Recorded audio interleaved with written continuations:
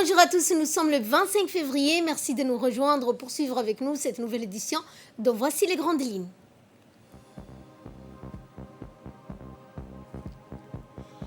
Et le ministre de l'Intérieur a fait une déclaration sur l'ouverture de la campagne concernant les élections communales et régionales.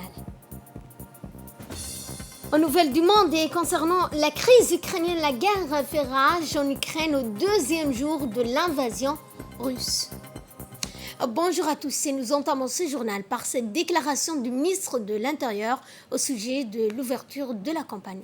Suivant notamment cette déclaration du ministre de l'Intérieur, Saïd Nouh Hassan.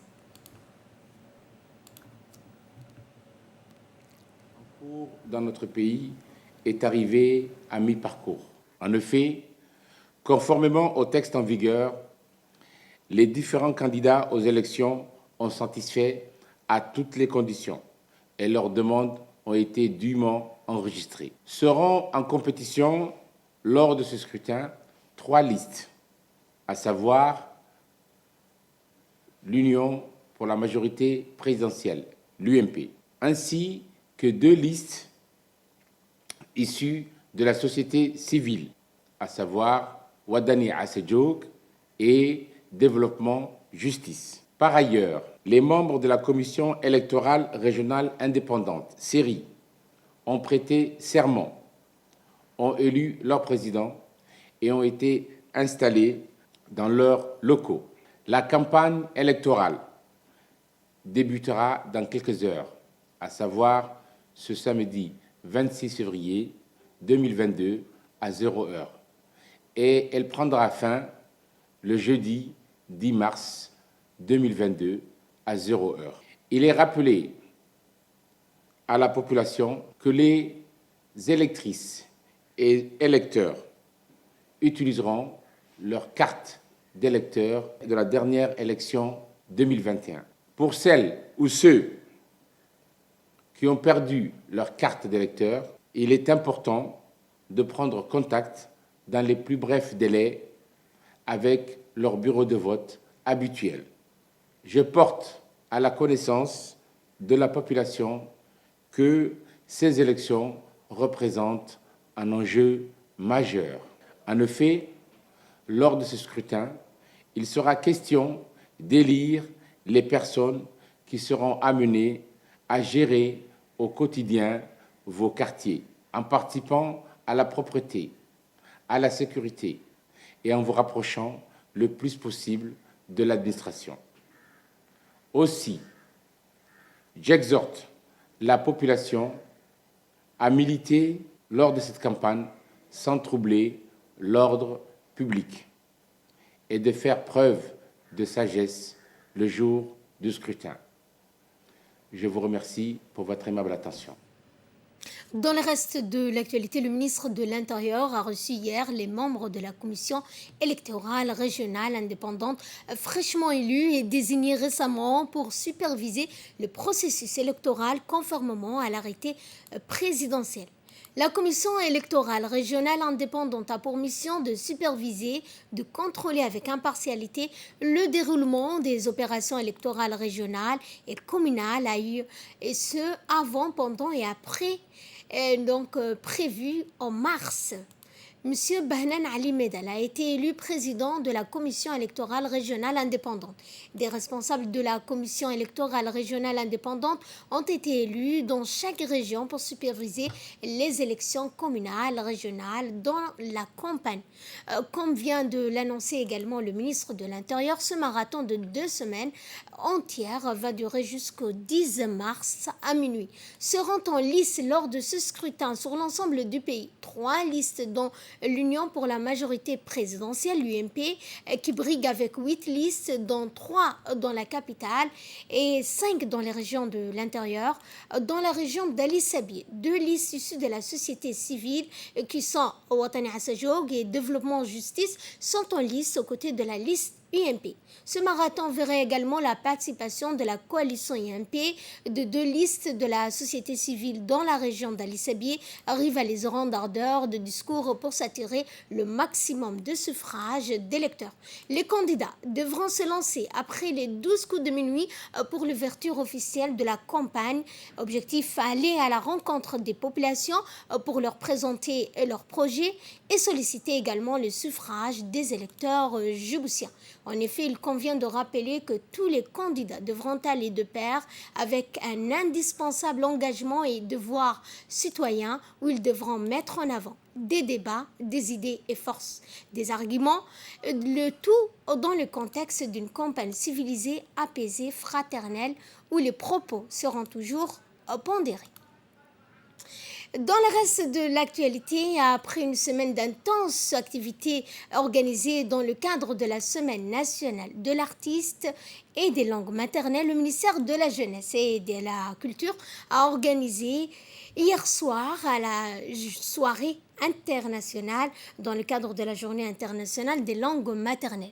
Outre la ministre de la Jeunesse et de la Culture, Dr Hibo Moumin, l'événement a vu la participation de l'ambassadeur du Japon à Djibouti, Koji Yonitani, de la maire de la ville de Djibouti, Fatma Awal Osman, ainsi que de nombreuses autres personnalités. Après un programme riche parlant notamment de création culturelle, composition de chants, de sketchs, eh bien le moment fort de la soirée fut le moment clé pour la remise des récompenses aux jeunes lauréats des concours de culture générale en poésie et en photographie. Dans son discours de clôture, le doyen des artistes a mis l'accent sur l'importance de la préservation de la langue maternelle. Quant à la ministre, elle a remercié chaleureusement les partenaires, les acteurs, les associations, les chefs de CDC, les sponsors, l'ensemble des personnes qui ont contribué à la soirée.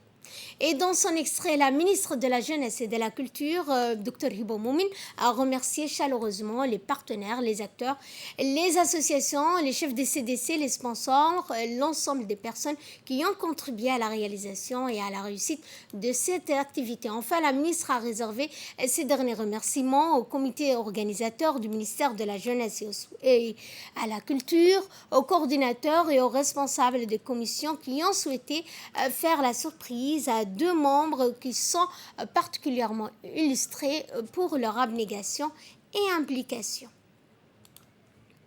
Et nous allons à Tadjoura pour parler sport dans le cadre de la finale de la première édition du tournoi interlocalité organisé sous l'égide du secrétariat d'État chargé au sport. Le complexe sportif a vu la participation de différentes localités composant la région de Tadjoura pendant environ un mois au stade synthétique de la région.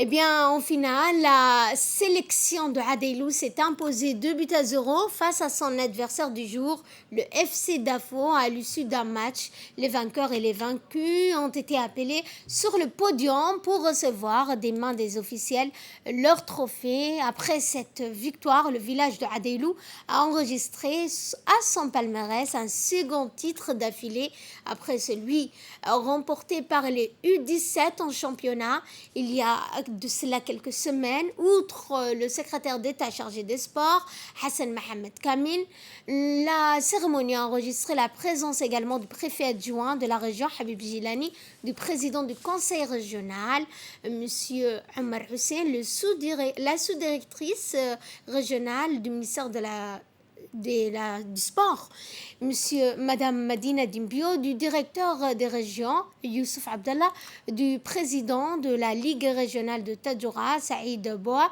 ainsi que plusieurs autres responsables et membres du secrétariat d'État des sports.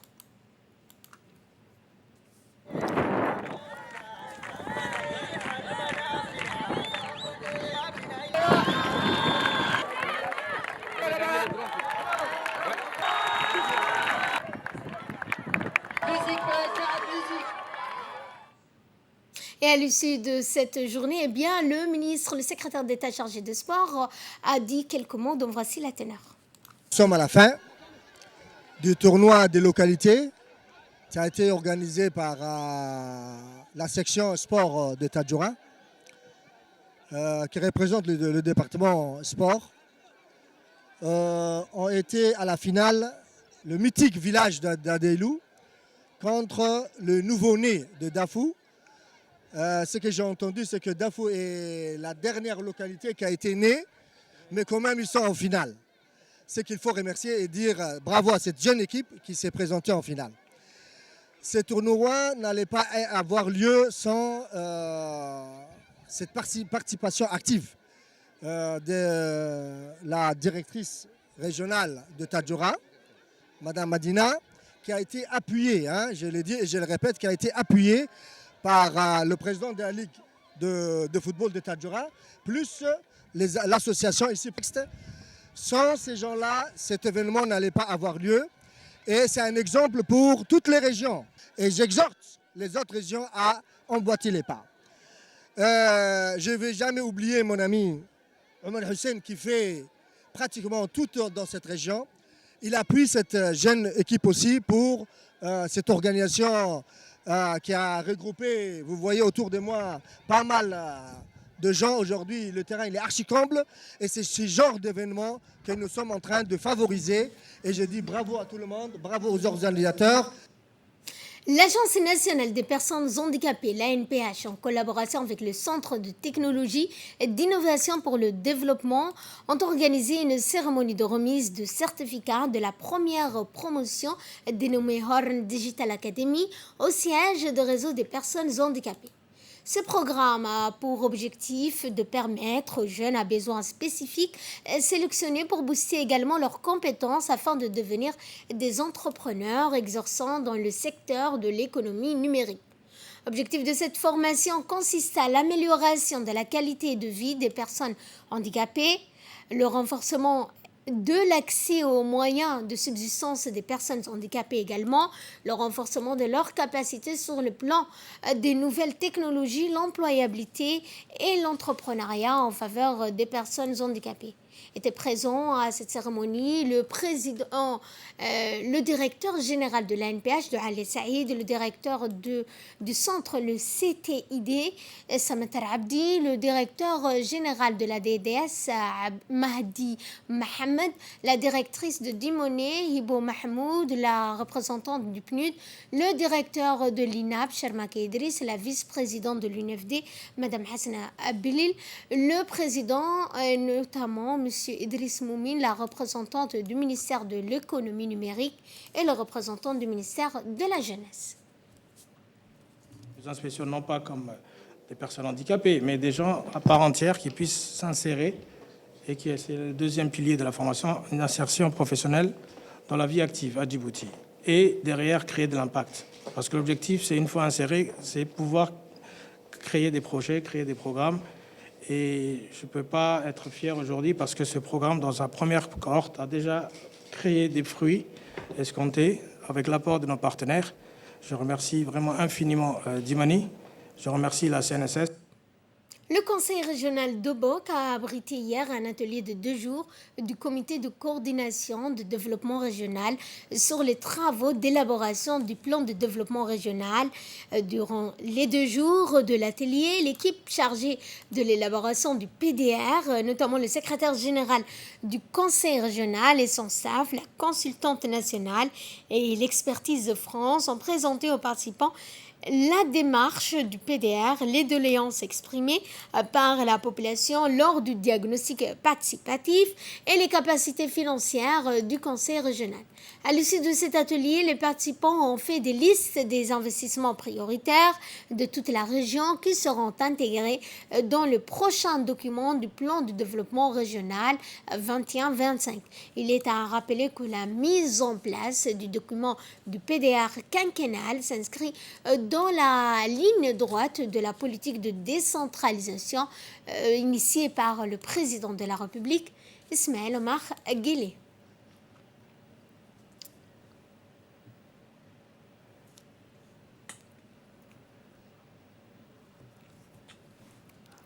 Et de là, nous passons à ce qui fait la une de l'actualité internationale. En Ukraine, le président ukrainien a décrété la mobilisation générale Des explosions ont été entendues ce matin à Kiev. Le bilan des pertes côté ukrainien civils et militaires ont fait au moins 135 morts et 316 blessés.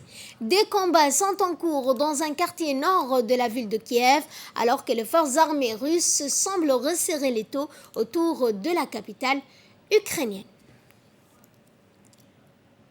C'est sur ce point que ce journal touche à sa fin. Merci de votre fidélité. Excellent week-end à toutes et à tous.